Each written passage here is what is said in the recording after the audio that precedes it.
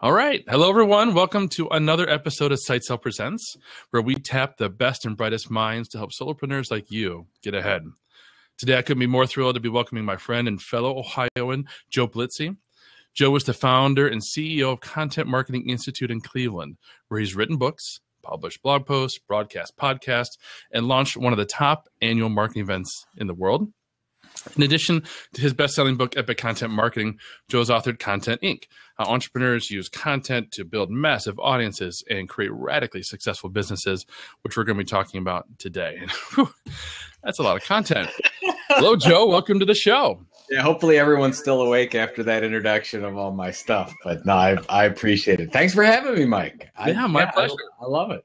Yeah. Well, first things first, I know I just kind of clued everyone into what you do and what you've accomplished. But one of my favorite moments at Content Marketing World was actually hearing you tell your story about how you got into this business. And so I was hoping you would share that with everyone else. Oh, man. I don't know how far back you want to go, so I'll give you the abridged version. But I started, so in 2000, I started at a company called Penton Media. If you're not familiar with Penton, largest independent business-to-business publishing company, media company. And they publish all kinds of magazines that you'd only know about if you were in that. So Contracting Business Magazine or Industry Week in Manufacturing or whatever the case is. I was brought in the Penton Custom Media Group, which basically that meant is if our sales reps couldn't sell advertising or exhibit spots to their customers, they threw them over to us and said, well, maybe you could sell them something. And we were doing custom magazines, custom newsletters. We were helping them tell their story. So really large B2B companies like Microsoft or Parker Hannifin, we were working with, try to help them tell consistent stories over time. My claim to fame there is when I started this, it was a public company at the time. The stock price was $34, and 18 months later, it was 7 cents.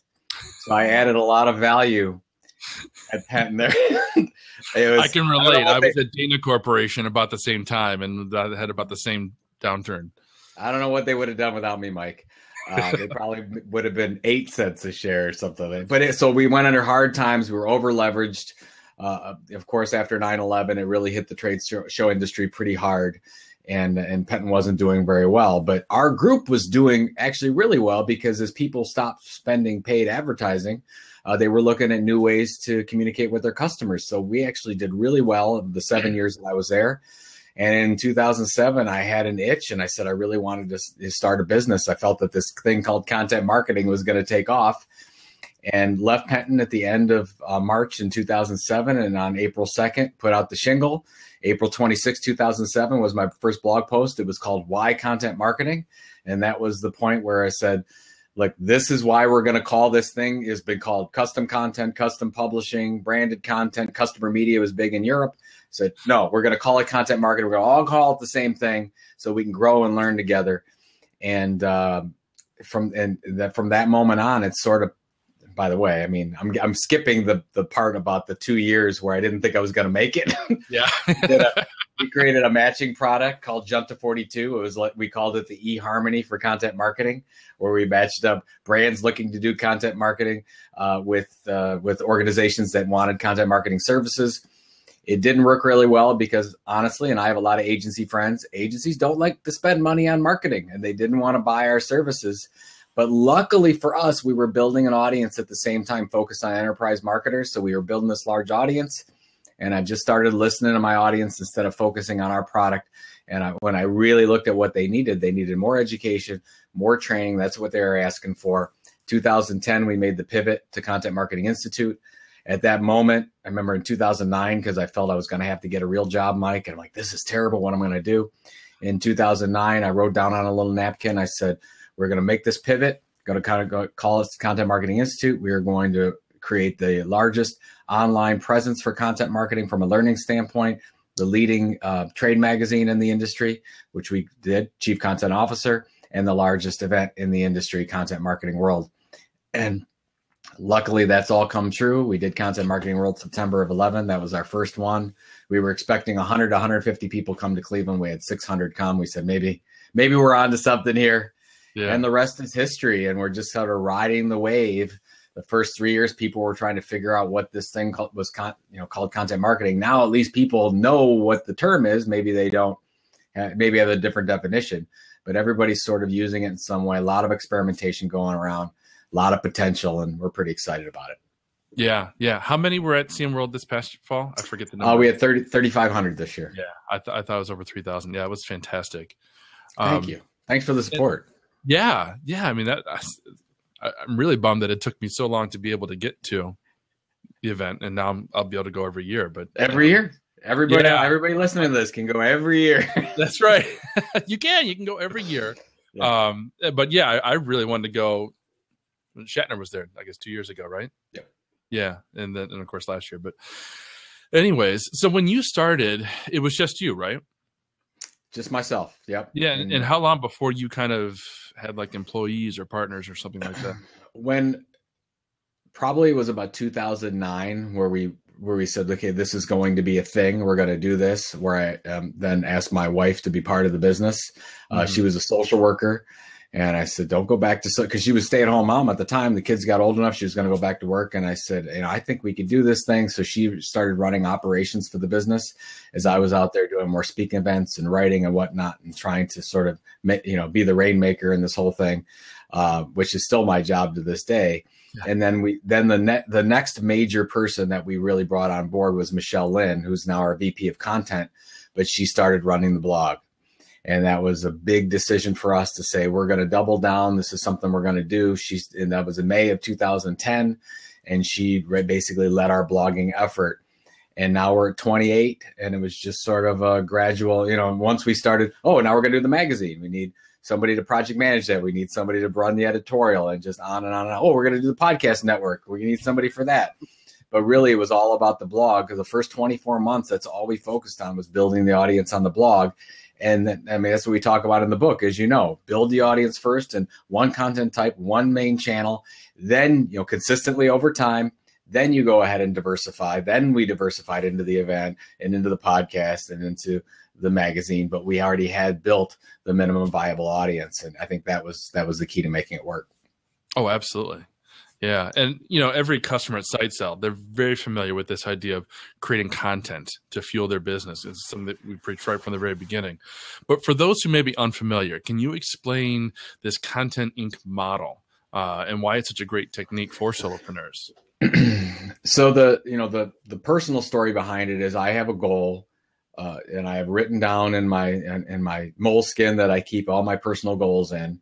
And that goal is to write a book every 2 years. So 2009, 2011, 2013 was Epic Content Marketing. And I'm like, here comes 2015. I need a book. What the heck am I going to write? The first three books were all to enterprise marketers. And I'm like, well, maybe in 2015, I could tell this story about Content Marketing Institute and how we became the fastest growing business media company in North America. And then I said, well, nobody's going to care. Nobody cares about me, right? Nobody cares about CMI. Nobody's going to care about that story. What do we need to do? So I said, well, maybe there are other companies out there that did this, like build an audience first strategy and then launch products and services second. And we started going out, and we found, Rand Fishkin at Moz, and Brian Clark at Copy Blogger, and Ann Reardon, the Baking Queen of Sydney, Australia, Matthew Patrick from, Matt Pat Game Theory on YouTube, and found all these examples. And they're all, multi-million-dollar platforms right now. And we said, well, maybe we can reverse engineer it. So as we were doing the research, we said, okay, let's reverse engineer that model and see if there's any consistencies. And what we found out is that, happy accident or not, like it was for us, they all followed the same 6 steps. So we found out that, they identified their sweet spot. They found their content tilt. We could talk about some of these separately if you want to. They found that differentiation area. They built the base like we just talked about, CMI did. Then they harvested that audience, focusing on email subscribers as the core metric. Then they diversified into other content opportunities, and monetization usually was last. You had to build a relationship first with the audience. Then you can monetize that, whether it was an existing product that they had or whether it was a brand new product like ours, all brand new products. Brian Clark's, for the most part, a Copy Blogger, all brand new products. Rand Fishkin moved from consulting services to launching, Moz, which is software as a service. Matthew Patrick took he didn't even have a business model. Now it's advertising, sponsorship. He consults with YouTube And he's launched a bunch more properties and all kinds of merchandising opportunities around that. So it's all different in the monetization, but they all follow the same 6 steps. And that's why I was excited to write the book then, Mike, is because I really feel that this is a model that we all sort of stumbled into, the dozens and dozens of case studies we talk about in the book.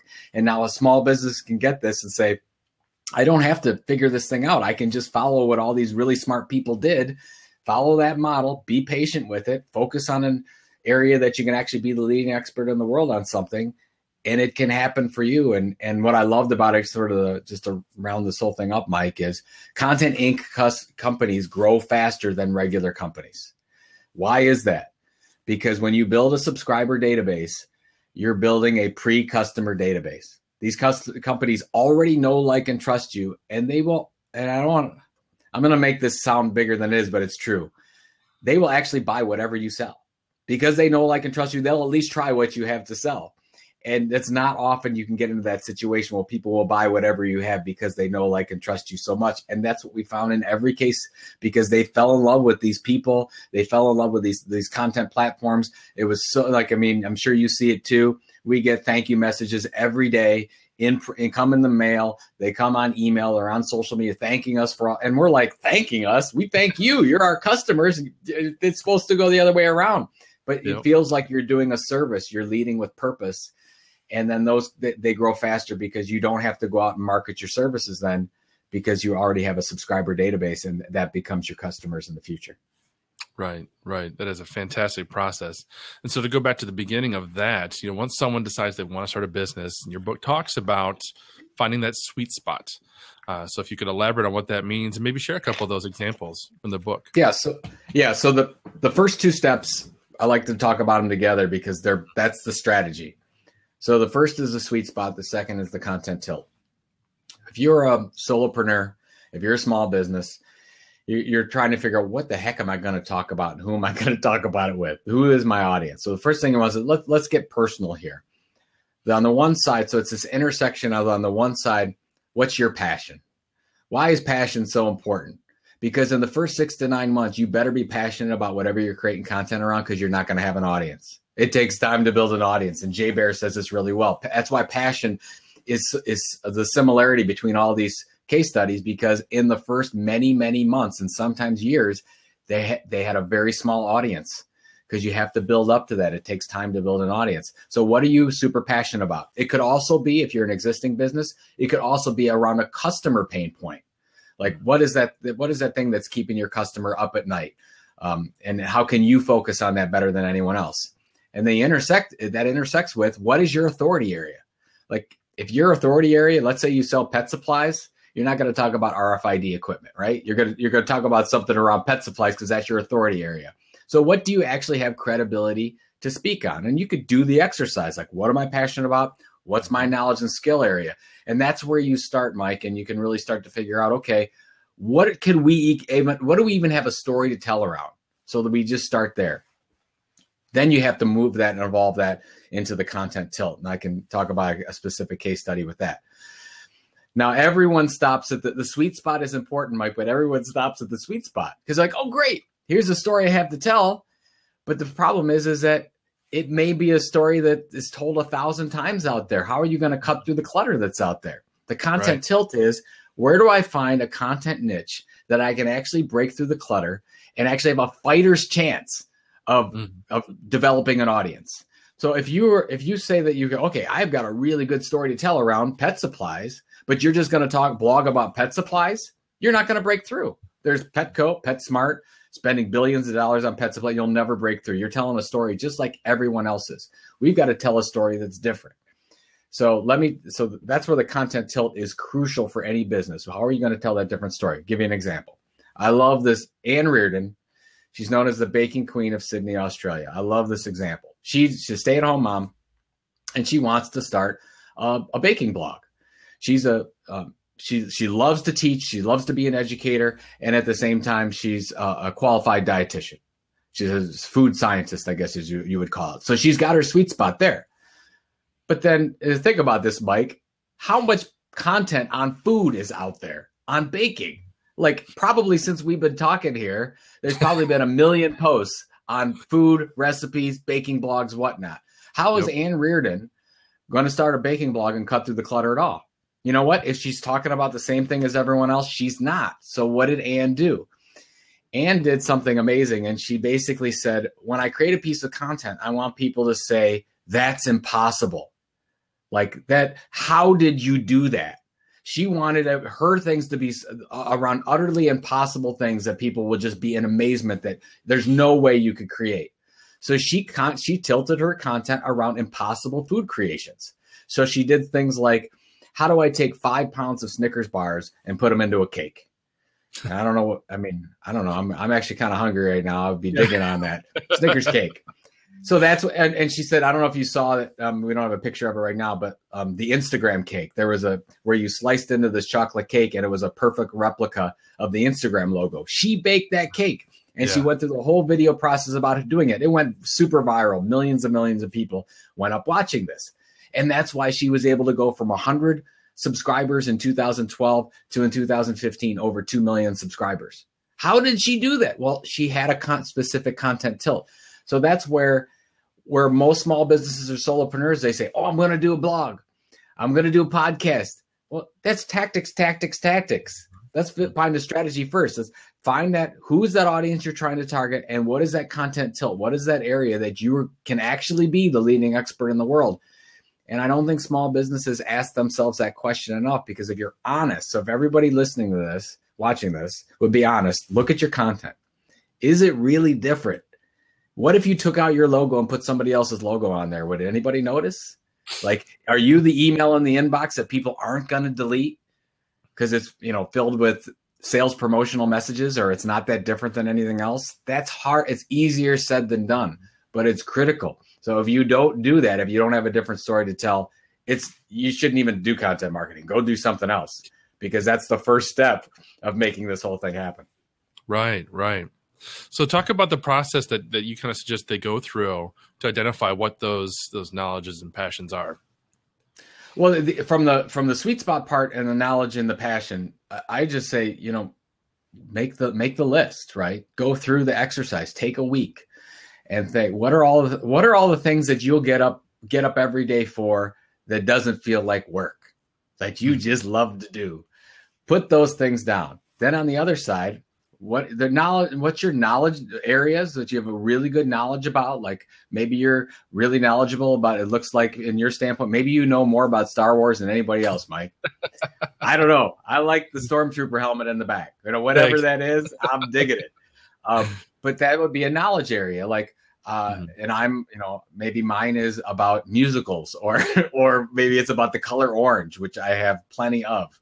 So those are knowledge areas, or maybe it's a skill area. So what are some skills that you have? Are you amazing at graphic design?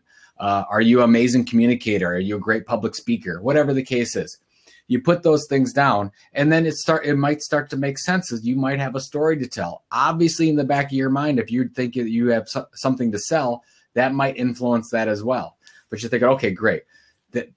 I'm thinking, it's going to be something around this area. Like with me, I really understood. I had a skill in publishing. I understood publishing really, really well. At the same time, I absolutely love to teach. I'm a teacher. That's what I am. If you said, Joe, what are you really? I'm a teacher. I just teach at a different classroom every day. Yeah. Great. Okay. So we found the sweet spot. Okay. Now we've got to move to the content tilt. Now we're starting to think about the audience. So first of all, you have to think about, who are you targeting? If you are let's say you're a regular business-to-business company. You're a solopreneur, you're targeting a business market. That means you probably have 7 to 10 buyers, decision makers, influencers in that process. Where a lot of solopreneurs go wrong is they try to target more than one. You can't do that. Once you target more than one audience, you're already irrelevant. And I would say businesses of any size make that mistake. It's a huge mistake. Target one specific audience, talking about one specific thing that you can make happen. So like an example of that would be Indium. Indium Corporation, they manufacture industrial soldering equipment. They're targeting very specialized engineers that deal with industrial soldering equipment. They want to be the leading expert in the world at industrial soldering equipment solutions. So that's all their blog is about, industrial soldering equipment. They have 21 engineers blogging on 70 different blogs. They started the blog in 2005, 18 months later, so a 600% increase in qualified leads. And it has changed the whole nature of how they promote their business. And most of their marketing now is done through the blog. You type anything into Google, you find Indium. So, but they focused on just one target. They have many other targets that they have. They're targeting CFOs, they're targeting CEOs, they're targeting plant managers, they're targeting all kinds of other people, but they're not doing it with this content marketing initiative. And that's the difference. It's like, you're going to have to make decisions. This group, maybe we're not targeting with our content platform. We're just targeting this group. So then you just have to make sure, okay, well, are we actually telling a different story? That's where I love to use Google Trends, Mike. I think that's a really good way to go look at it. So if you just, let's say you're coming up with that industrial soldering and you put that into Google, you can start looking at breakout terms, or let's say RFID, we brought that up before. So if you're looking at RFID, it's a pretty saturated content area right now. Are we talking about RFID in phones and smartphones?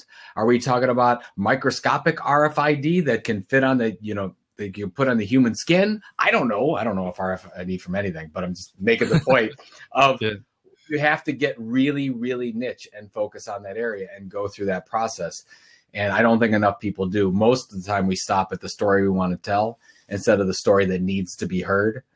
And that's where the content tilt really comes into play. That's fantastic. It's a good segue because the last question, that last story that I'd like you to share with us relates to what you were just saying. And then the next question everybody has is, okay, so then what do I write about? And back in the mid 2000s, I worked for Lighthouse, pools and spas in Ohio. Oh yeah, I've done the Lighthouse, sure. Northeast Ohio company. That's right. So the story that always related really well to me was Marcus Sheridan's. So if you wouldn't mind sharing with everybody else, Marcus's story and what he did with River Pools. Yeah. So Marcus, for those of you that, I love Marcus Sheridan's story. So if you go back to 2007, 2008, Marcus Sheridan, CEO of River Pools and Spas.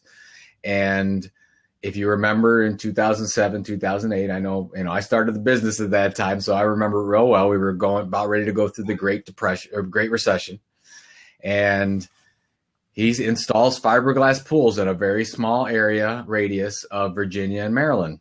Mm-hmm. Well, people couldn't afford to put in fiberglass pools in 2008. They were calling Marcus and saying, Marcus, I need my $50,000 back because I have to pay the mortgage or I have to put the kids through school. I can't put in a pool right now. So he's on the verge of bankruptcy in 2008. Doesn't know what to do. He's fifth in his market, about a $5 million company. And he's fifth in his marketplace. So he's not even the largest company in his area. He doesn't have the resources. He went to two consultants. Both consultants said, Marcus, just put everybody out of their misery and just go bankrupt. Just end the company. But Marcus is stubborn, if you know him, in a good way. And he said, we're not going to do that. What are we going to do? And he looked at where he could make a difference. And he started to do searches on the web. And he's like things like if you were going to put in a pool, as you know, the first question you ask is, how much does a fiberglass pool cost? That's what everybody asks. Yep. And he started to type that into Google, and he realized that all the content on that page they were sales pitches. Wasn't very helpful content. And he said, oh my gosh, maybe there's an opportunity. Maybe we can have a content tilt here to be the leading teacher in fiberglass pools because nobody's teaching. They're all selling. And I love the whole. So we actually did a documentary on content marketing called The Story of Content. So it's thestoryofcontent.com if you want to see it. Yep. And we interviewed Marcus, and he said the thing that changed everything about his whole business is he said, we stopped just saying that we sell fiberglass pools. He said, we go out and we say, we are the teacher. We teach people about fiberglass pools, and we just happen to sell and install them secondarily. He said that changed the entire business. So he goes out and he says, okay, well, let's go teach. And he started to teach, created a very simple blog, didn't cost him a lot of money, started to blog a couple times a week, and started to blog about all the questions that his customer had in that area that weren't being answered very well. How much the fiberglass pool cost, the difference between fiberglass pools and concrete pools and whatever. So he started that in 2008, and he's barely making payroll. Like he thinks he's going to go out of business. So 2008, struggling, fifth in his marketplace, What does he do? All he does is he does the strategy, creates the, builds the base, blogging consistently, every week over time. Fast forward to 2011. He went from 5th in his small little 20-mile radius marketplace to selling and installing more fiberglass pools than any company in North America. Yep. What did he do different? Basically, you could look at it simply as he just started a blog. Yeah. But that's really that was the difference. They didn't do anything different. They just started to teach instead of sell, and went from he was growing his company. Everybody else retracted in that area from 2008 to 2011. Super successful. And this is the best story. And a lot of people don't know this, Mike. Maybe, and you do if you read the book. But we call this revenue ripples. So a good friend of ours, Doug Kessler in the UK, says revenue ripples happen when you build an audience. Unexpected revenue opportunities happen if you build an audience. So how did this happen for Marcus? So Marcus right now is traveling all over the world. He's speaking, he's teaching, he's a rock star.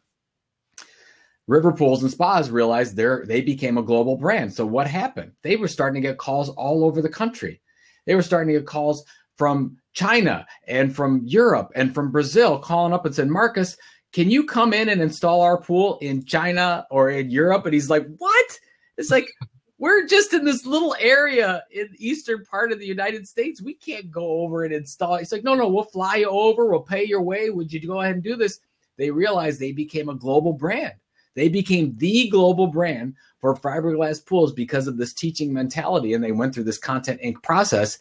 And so how would they take advantage of that? And now they just recently are coming out with the whole idea of now they're manufacturing pools because they're this global brand, they're this marketing machine, and they have so many more opportunities than just installing and selling fiberglass pools in their area. And now I'm positive they're going to become, multi-million-dollar successful manufacturer enterprise because of that mentality. So I love that story for two things. They just worked the Content Inc. model.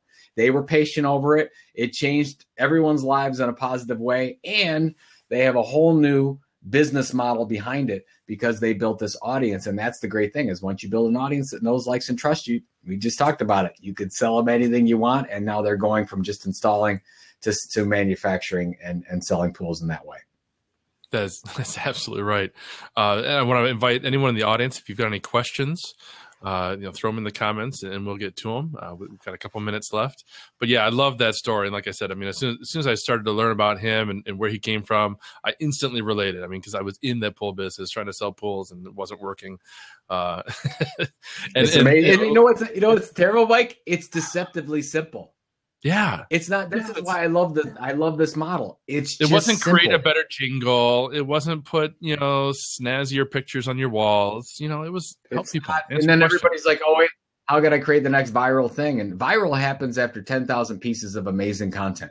Viral happens after consistency. You want to go viral? Be a media company. Look at any great media company out there on the face of it. How did they start? They started with one content type, one channel, consistently delivered over time. They just didn't explode and become ESPN overnight. They started with SportsCenter. So start with SportsCenter. Start with something very specific. Then you can launch the ESPY Awards, and then you can launch ESPN the magazine and do all those other things. But we have to start simple. We don't have to throw our content up everywhere at one time. Yeah, that is a fantastic lesson. And we're just about out of time. So, this is so fantastic. Folks, do you know that we've only covered so far just the first 3 parts of this book? There are dozens more chapters that you need to read. So head over to Amazon right now and pick it up. I put the link in the comments before, and I'll put the link in the show notes. And I just love the dedication in your book, Joe, to all those crazy people in the world who've risked it all to start a business. This book is for you. That's exactly why I wanted to have you on the show. Every SiteSell customer can relate to what you said 100%. We are crazy people who have risked it all. You and I for sure. We're crazy. We're definitely crazy. You got to be crazy to start a business. That's why I love entrepreneurs. Yeah, absolutely nuts to do it. And and thank you for the book mention. It is a passion project. I really do believe it worked for us. I think you don't have to stumble like we did trying to figure this thing out. It's right there. This is what everybody's doing. It's worked for 100 years. Give it a try. Right. And I also need to mention, if you haven't started a business, you've been struggling, you need to pick up Joe's book, and then you need to head over to SiteSell, where we actually have our annual special going on right now. That's at sitesell.com/holiday special. You'll find a complete package of tools and processes to help take that knowledge and passion and turn it into a business, just like Joe describes. Before we go, don't forget to tell everyone about the Orange Effect Foundation. And I don't know if you can actually see, but I actually wore an orange shirt just for you today. I did. I'm impressed. Next time we do this orange scarf, I want to see in one of those. Okay. Thanks for the mention. I mean, Orange Effect Foundation, we just launched it. As many people know, autism and speech disorders are really close to our family. We've been able to raise a lot of funds over the last 10 years. We've been doing a golf event for a long time to raise funds specifically for children with speech disorders so they can get the speech therapy that they need. It's a very specific part. It doesn't mean that a kid has to be on the autism spectrum, although a lot of kids are on the autism spectrum. What we found out is a lot of the government funding that has been cut has affected families that can't afford the speech therapy. What we know is if it's diagnosed early enough, like I'm talking about 2 years, 3 years old, and you get that kind of speech therapy, these kids can do amazing things. They just want to communicate. That's all we're asking. They just want to be able to communicate. And if they have that speech therapy, whether it's technology or the training that they can get, they can change the world. They can do whatever they want to do. And that's what we're really trying to focus on at Orange Effect Foundation, because a lot of these families don't get those kind of resources. So we started the foundation. We actually have a meeting tomorrow, Mike, where we're going to start to give out some funds to some kids that really need some technology to make this. And I get chills just thinking about it, being able to do that.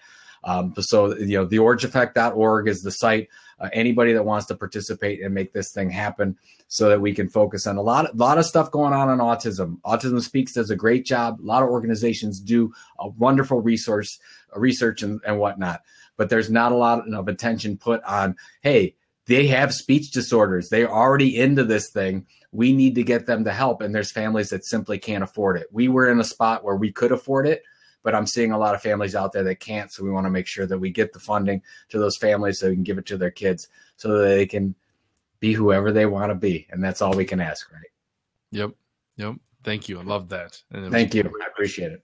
Yeah. So, and thank you for coming today. This has been fantastic. I know everyone got a lot out of it. I can't wait to continue to share this. We'll have the blog and we'll put it on YouTube and everything, so people get to. Thank you. Yeah, Mike. Anytime anytime you need something, just let me know. If you get one of your guests that scratch, and I'm around, just say, "Hey, get Pulizzi. He'll do it." All right. So. Appreciate that. And thank you to everyone who showed up and tuned in live today. Appreciate you coming by. Appreciate your questions. And just want to wish you a very Merry Christmas. And we'll see you next time. Awesome. Happy holidays, everyone. Mike, we'll see you later. Thanks, buddy.